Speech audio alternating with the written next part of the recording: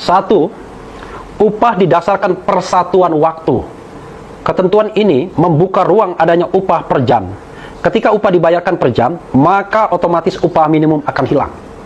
Jadi saudara sekalian, saya ingat ketika saya di Amerika Serikat, memang orang suka di upah per jam, karena banyak uangnya. Per jamnya itu bisa berapa puluh dolar gitu ya. Bisa 50 dolar. 50 dolar itu kalau uang Indonesia ya 750 ribu rupiah. Tapi itu per jam, per 1 jam. Jadi kalau kerja 8 jam, bisa dikalikan. 750 ribu dikali 8 jam. Di atas 5 juta per hari ya, bayangkan ya. Karena itu negara-negara maju ya suka dia per jam, tapi kita kalau per jam berat kita ya. Kedua, upah minimum hanya didasarkan pada UMP. Upah minimum kabupaten kota UMK dan upah minimum sektoral kabupaten kota dihapus. Nah, ketentuan ini tentu merugikan para buruh. Kenapa? Karena UMP itu adalah cenderung dia lebih kecil dibandingkan upah minimum kabupaten kota. Karena dia diambil yang rata-rata, tapi rata-ratanya pasti jauh lebih kecil. Padahal dengan adanya upah kabupaten kota, maka stepnya adalah upah minimum provinsi kan harus dipenuhi dulu. Misalnya UMP-nya 100 ribu, maka upah minimum kabupaten kota bisa tidak 100 ribu, tergantung kabupaten kota di provinsi tersebut. Tetapi tidak boleh kurang dari 100 ribu. Nah, itulah maknanya.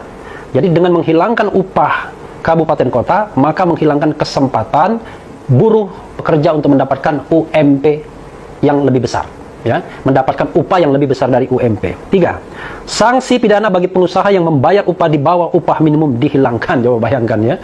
Artinya, kalaupun upah minimum ditetapkan dan pengusaha membayar di bawah upah minimum, maka tidak akan ada sanksi pidana. Jadi saudara sekalian, bisa dibayangkan betapa mandulnya yang namanya regulasi UMP tersebut. Yang keempat, tidak ada denda bagi pengusaha yang terlambat membayar upah. Ini juga bisa kita bayangkan.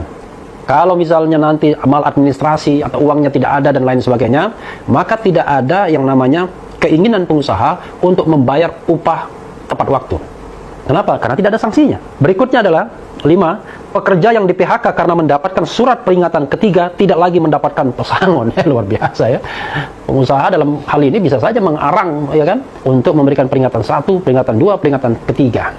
Dan ketika peringatan ketiga dijatuhkan, lalu buruh di PHK, tidak ada kewajiban membayar pesangon. Jadi luar biasa ketentuan ini. Padahal peringatan 1, 2, dan 3 itu bisa direproduksi, bisa diciptakan. Atau buruh misalnya bisa mendapatkan kondisi yang katakanlah membuat dia melakukan pelanggaran, dan dengan mudahnya perusahaan akan memecat dirinya tanpa pesangon.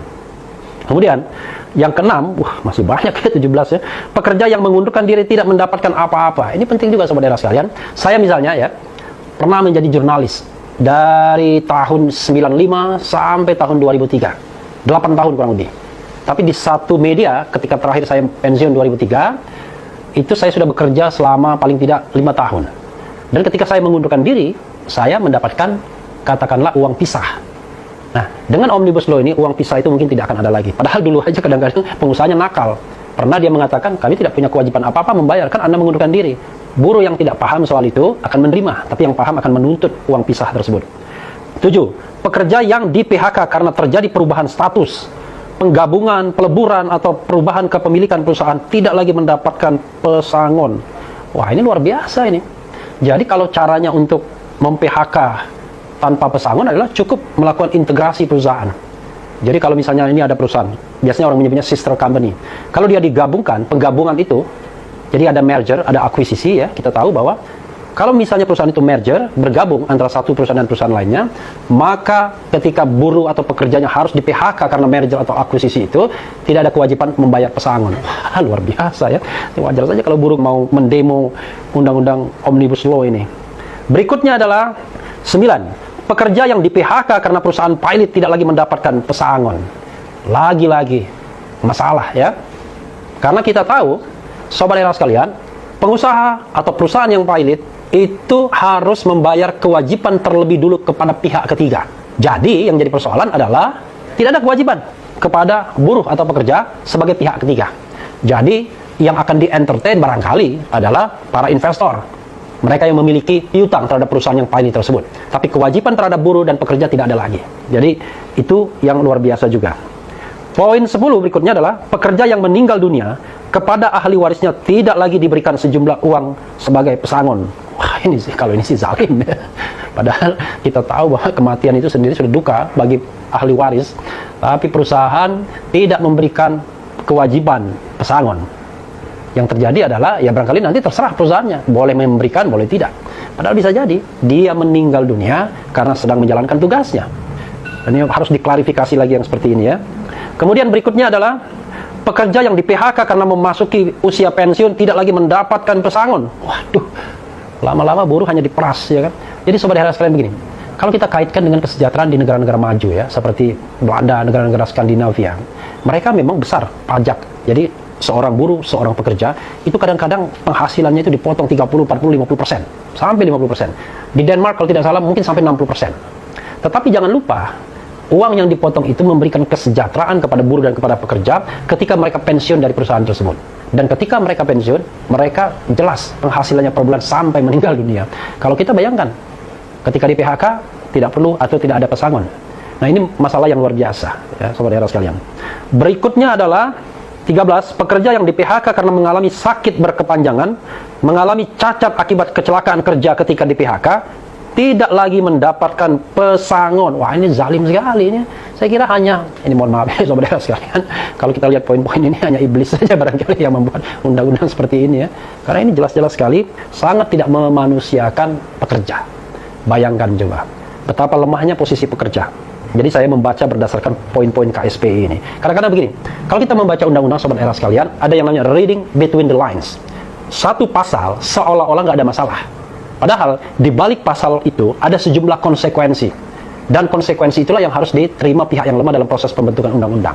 Tidak sadar, celakanya adalah komunikator kekuasaan juga kadang-kadang juga tidak tahu persisnya konsekuensi dari ayat-ayat yang ada dalam pasal-pasal dalam undang-undang Omnibus Law itu ya.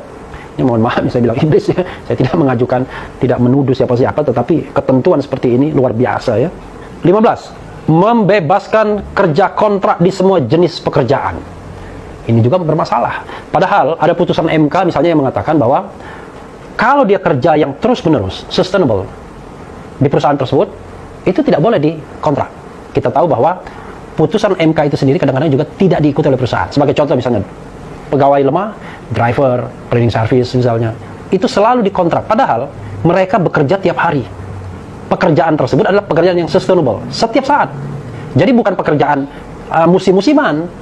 Jadi yang bisa dikontrak itu adalah pekerjaan musiman. Contoh misalnya, ini katakanlah saya membuat konten YouTube seperti ini, saya meng-hire orang. Boleh ya itu. Karena dia adalah kerja profesional, mungkin dia mengerjakannya dalam jangka waktu 12, setelah itu putus kontrak. Tapi kalau dia cleaning service, driver, dan lain sebagainya, bisa dibayangkan kalau anytime bisa diberhentikan. Posisi dia sangat lemah.